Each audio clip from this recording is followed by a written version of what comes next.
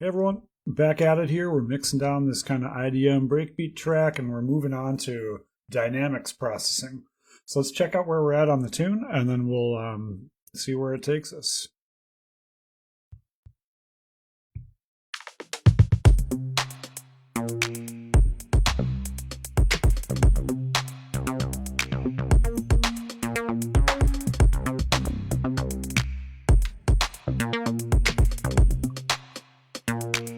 Lots of dynamics here.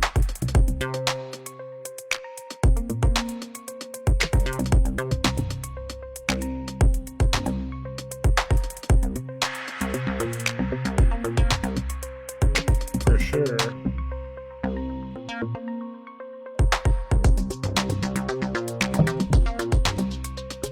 So by the look of things, we're gonna have a lot of opportunities to compress some stuff. I'm gonna make my volume faders a little taller here.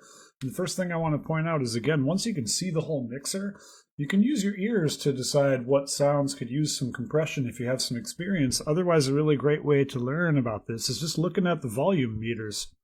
When you look at volume meters in Ableton, you'll see a taller set of peaks that are softer green in the kind of the background, and those are the actual peaks. And then the lower, brighter register showing up there is the RMS, also known as kind of the average of volume. And so the distance between the peaks and the average is a good visual indicator for how much dynamics there is in the sound. And dynamics, in other words, movement in the volume.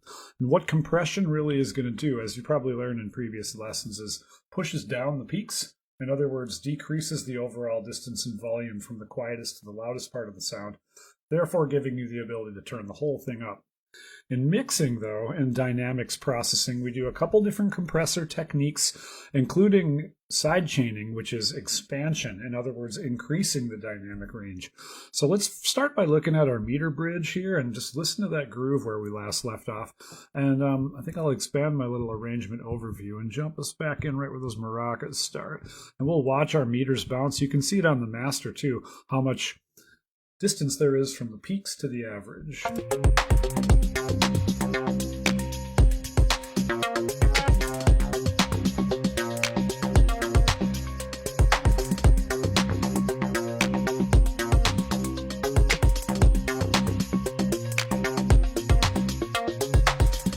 So I can tell by looking for sure, bass is usually a really good place to start, especially with electronic music, because you usually want a nice compressed sounding bass, like a nice full low end. And we could see, each of these little horizontal marks is like 6 dB, so that's kind of a chunk of volume. Those peaks are pretty high. Let's go ahead and double click on the bass track and look where we last left off. We did EQing on we went through the whole mixer in the previous video. Now it's time to grab just the regular Ableton compressor.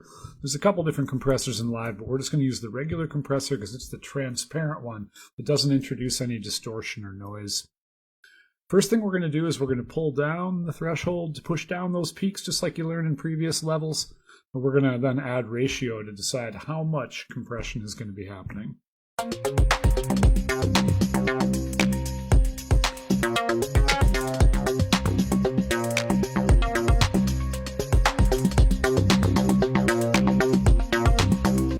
Notice that we're just kind of pulling the threshold down right to kind of where the top of the average is, not much lower than that, because we want to make sure the compressor can let go in between the hits. And then ratio, a good rule of thumb with bass, is somewhere between like 3:1 and like 8:1. Musical instruments in general, that's usually a pretty good range. But bass, you can go a little harder, like 5 or 6 or even 8:1. That's like heavier compression. Keeping in mind, we're just compressing the peaks. The envelope is going to make sure that it can let go in time with the release before the next note hits. And also faster attacks are going to compress the whole sound, whereas slower attacks are going to let the initial transient pass on by. In this case, I pretty much want to compress the whole thing, and you can look at this little window to see how much compression is being evoked by the orange line, and then making sure the compressor can let go in between the hits. Just hitting those peaks. That looks about right.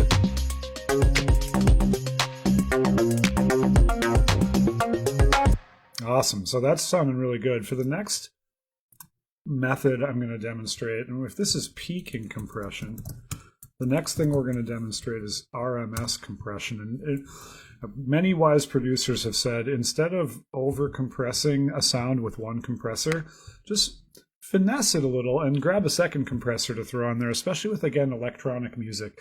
If you're not trying to preserve the natural harmonics or beauty of like an acoustic guitar or a harp or a female vocal or any sort of vocal, but instead you're making music that sounds like it's, from space. Electronic music is oftentimes supposed to sound alienating. Or maybe just alien is the right word I'm looking for, but larger than life, not an acoustic instrument. You're going to oftentimes want to have multiple compressors in a row, and most commonly the peaking compressor is first, and then the second compressor is going to compress the RMS, or the average. So you can see I switched this compressor into RMS mode, and now when I pull the threshold down, I'm not going to be watching those soft green peaks. I'm going to be looking at the bright green average. Let's really bring up the volume.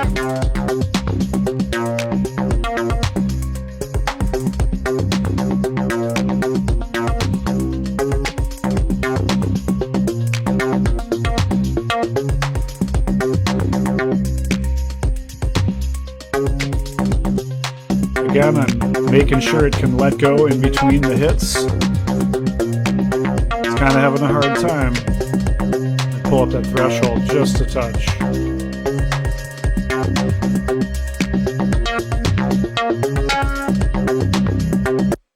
And usually the RMS compressor, while it's compressing just based on the average, you're going to have a little lower of a ratio than usually the peaks. Use your ears to taste there. And again, the envelope, making sure that it can let go and grab with a nice amount of time. Listen closely for any sort of distortion or clicks that can happen. That can happen if either of the envelopes are too fast. And if you have the envelopes too slow, again, it's going to hold on for too long and stop sounding natural and punchy. Too slow of an attack will preserve the punch, but it'll end up being too pokey and not under control enough. So I'm kind of liking how this RMS setup is going to feel after the peak.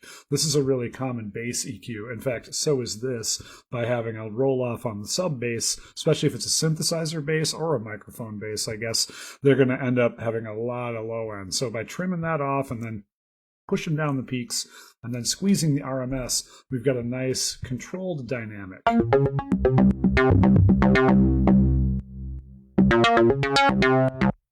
Still pretty damn dynamic, but let's go ahead and just maybe stick with that for now, because the style of this track is supposed to be a little more funky and a little more quirky.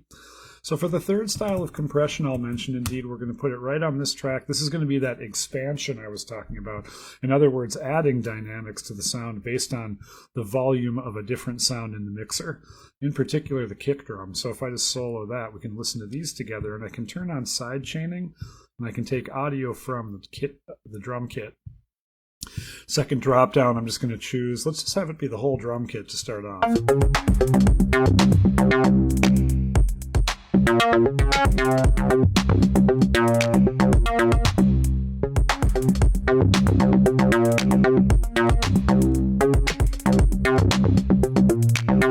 So now this is compressing based on the snaps and the snare drum and the kick. That's all pretty tasty.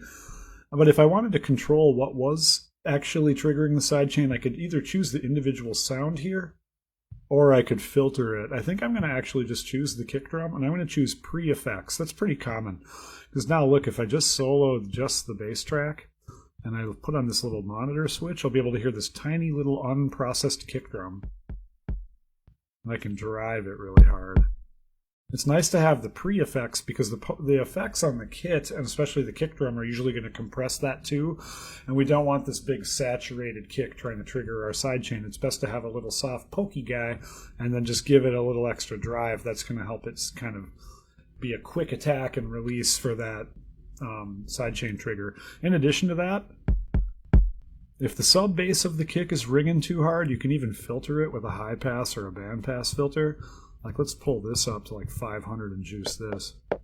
Yeah, look at that. Now it's just giving us lots of fast sidechain. This is another opportunity to use this view.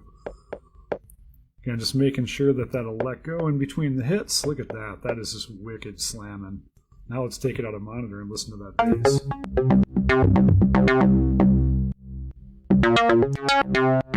It's not uncommon to hear a subtle click in there. It's usually not too big of a deal, but if you want to roll that off, you can slow the attack down. You can also turn the look ahead up in this view. That's going to give the compressor a little kind of artificial intelligence to look ahead of the signal, allowing you to finesse this attack even more.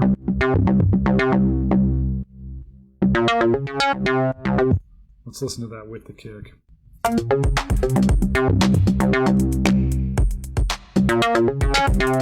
I might even go as far as to duplicate that exact configuration and choose it just from the snare drum too. I've got this instrument rack that's got claps and snares and stuff in it.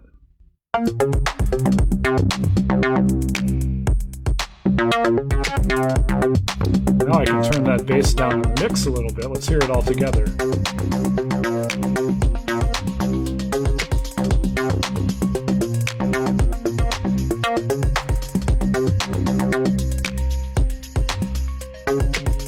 There's a chance to see peaking, RMS, and sidechaining all on the bass track. Let's go ahead and see what other channels in our mixer could use some of that. I'm pretty sure this melody track could.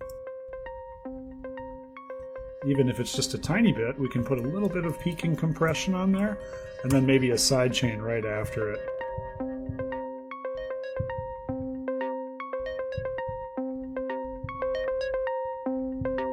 Just push down some gentle peaks. Let's just duplicate it and turn on that sidechain. Now in this case, I'm going to go ahead and do the kit. Let's hear it from the whole kit again, just to see what that sounds like.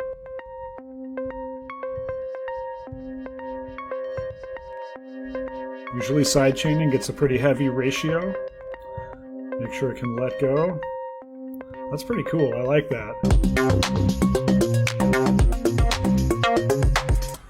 A proper sidechain setup, if you're going for subtle, you won't really notice it pumping. You'll just hear the trigger sound, in this case the drums, punching through the mix harder, because all of a sudden there's more space for them. So don't really even listen to the sound you're compressing as much as listen to the sound that's triggering it to see if it feels more clear and present. Now, another thing you can do with sidechaining is you can go kind of for drama on the sidechain. This is a really great thing to do for our pads. I'm going to move to a section where these chords really kick. I think that's over here. This guy. Throwing the compressor on here too. Let's start by pushing down some of those peaks just a little. Hardly any peaks, but we go gentle. Slow down the release. It's kind of just steady sounding. Now we'll grab another compressor. Let's sidechain this from the kick.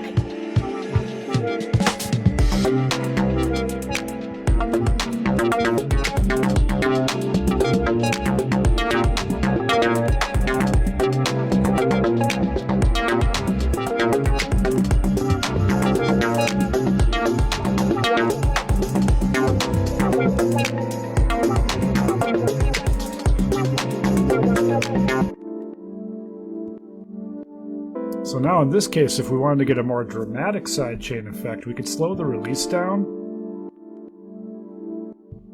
We can really hear it kind of pumping dramatically to the groove, bring that threshold even lower. We're just going to have hella sidechain pump on there. You can even slow that down to roll off some of that click if you wanted.